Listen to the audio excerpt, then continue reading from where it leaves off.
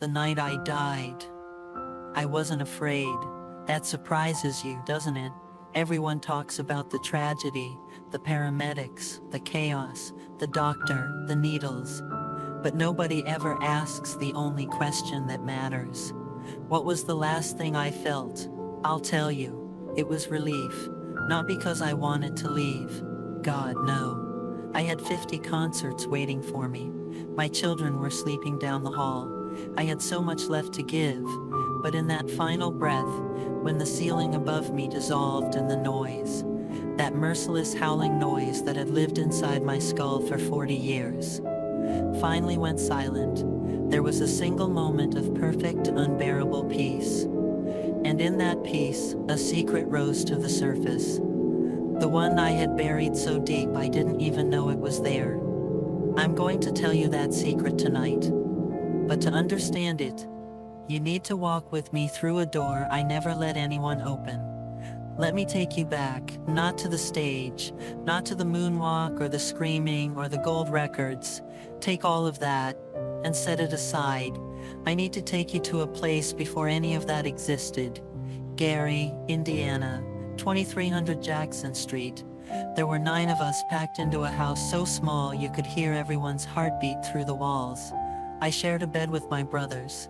We rehearsed in a space barely big enough for the instruments. And my father, Joseph, he had a vision, a burning, relentless vision of what we could become. And he was willing to do whatever it took to make it real, whatever it took. Rehearsals weren't rehearsals. They were trials. You performed or you paid. His belt was quick, but his words were quicker. You're nothing without this, you hear me? Nothing. And the strange thing about hearing that at 5 years old is, you don't question it, you absorb it. It seeps into your bones like rainwater into soil, and it grows roots you won't discover for decades. But here is what people misunderstand. The wound wasn't the discipline. Plenty of children endure strict fathers and emerge whole. The wound was the silence between the beatings, the absence of what should have been there. I cannot recall a single time he held me, just held me, and said, "I'm proud of you, Michael, not of what you can do, of who you are." That sentence never existed, and so a boy learns very quickly a devastating equation. I am what I perform. Without the performance, I am nothing. That equation became the operating system of my entire life, and no amount of fame could ever rewrite it. Let me show you something specific, something I have never spoken about. It was 1988. I was at the peak. Bad had conquered everything. I was in a hotel suite in Tokyo, the kind of suite that takes up an entire floor. White marble, gold fixtures, fresh gardenias flown in from Hawaii, replaced every 6 hours, a suite fit for a king.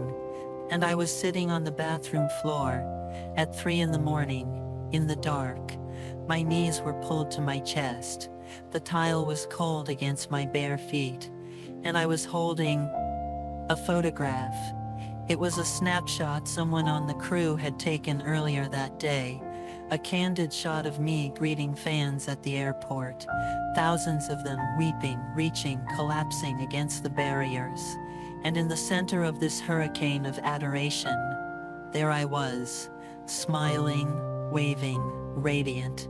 But the man on that bathroom floor, he didn't recognize the person in the photograph. I turned it over in my hands, studying my own face like a stranger's, trying to locate myself inside it, and I couldn't. It was as if someone had taken a mask of me, polished it to perfection, and sent it out into the world while the real Michael stayed behind, locked in a room nobody knew existed. I pressed my forehead to my knees and I whispered to no one, "Where did you go?" The static in my mind was deafening that night. 1,000 frequencies all competing at once. The obligations, the expectations, the fear of slipping, the terror that the world would discover the fraud behind the glitter. My thoughts raced in circles like a carousel with no off switch, spinning and spinning, until reality itself felt warped. I would have given anything, anything, for just 5 minutes of quiet. That was the night I first understood what real loneliness tastes like. And it doesn't taste like being alone. It tastes like being surrounded by millions who love a version of you that doesn't exist. And this is where the wound deepens into something I rarely examined, even with myself. When love is only ever a response to what you produce, you stop believing you are lovable at your core. You begin to suspect that beneath the talent, beneath the magic, beneath the music, there is simply a hollow space, an emptiness where a self should be. And so you fill it. You fill it with creation, with spectacle, with giving, with an almost pathological need to make the world smile. Because if they're smiling, maybe, just maybe, they won't look too closely at the nothing behind the curtain. Every relationship I ever had was filtered through this wound. Every friendship carried a quiet, unspoken test. Would you still be here if I couldn't sing, if I couldn't dance, if I were ordinary? And I could never bring myself to find out, because the answer I feared was the one my father had already given me. I built walls not out of arrogance, but out of terror. And then I wondered why I was cold, so I made a choice: Neverland. People saw an eccentric man building an amusement park. What I was actually building was a time machine, a way to crawl back through the years and hand that 5-year-old boy on Jackson Street everything he had been denied. The laughter, the cotton candy, the right to play without consequence, the freedom to be small and soft and useless, and still be enough. And then came my children: Prince, Paris, Blanket. Oh my God, my children. The moment I held Prince for the first time, something cracked open inside me that I didn't know was sealed shut. I looked into his eyes and I felt a love so fierce, so absolute, so utterly unconditional, that it terrified me, because I recognized what it was. It was the love I had spent my entire life searching for in stadiums, in standing ovations, in the deafening roar of 100,000 strangers. And it had been waiting for me all along, in the smallest, quietest place, in a newborn's hand wrapped around my finger. I swore to them silently in that hospital room, I will never make you earn this. This is yours, free, forever. And now, the secret. This is the thing I buried, the confession I couldn't make while I was breathing. On the last night, June 24th, 2009, after the final rehearsal at Staples Center, I came home and I stood in the hallway outside my children's rooms. I listened to them breathe, that soft rhythmic sound, the most beautiful music I ever heard. And a thought arrived, not with violence but with the gentleness of a leaf landing on still water. I was never nothing. The secret isn't about fame. It isn't about vindication or legacy or who was right and who was wrong. The secret is simpler than that, and more devastating. I spent my entire life believing I had to earn the right to exist. And the tragedy, the real howling tragedy, is that I almost made it to the other side of that lie.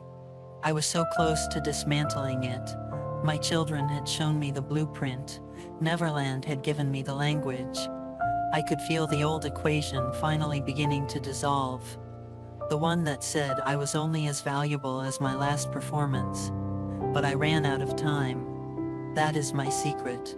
Not a scandal, not a confession of guilt, just a quiet breaking truth.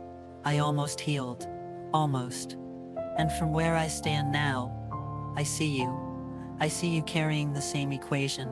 Different words maybe, different fathers, different stages.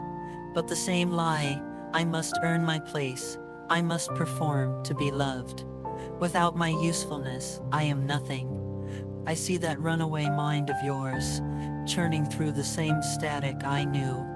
Thoughts spiraling at 3 in the morning, the relentless hum of not enough, not enough, not enough. I carried that frequency for a lifetime. I wish I had known how to quiet that noise without the things that ultimately silenced me. I spent decades searching for the right frequency, a way to calm the static, to let my mind rest without surrendering it entirely. There is something I want to offer you, something I wish I'd had. It's a 12-minute audio called The Brain Song. It works with your mind's natural gamma waves to support what scientists call BDNF, like fertilizer for your brain. It may help you find focus, clarity, and a calmer mind. If you carry the same relentless noise I knew so well, please, try this. Consider it a gift from me to you. The link is in the description below. I want to leave you with one last image. Close your eyes. Picture a hallway, long, quiet, dimly lit by a nightlight shaped like the moon. And at the far end, a door, slightly open. And through that door, the sound of children breathing. A man stands in that hallway. He is tired. His body aches. His face has been rebuilt and broken and rebuilt again by a world that could never decide what it wanted him to be. But his hand is resting on the doorframe. And for the first time in 40 years, he is not performing. He is not proving. He is not earning. He is just listening. And he is enough. You are enough. Right now. Before the applause. Before the proof. Before anyone tells you so. Please. Don't wait until the hallway goes dark to believe that. I love you more. Goodbye for now.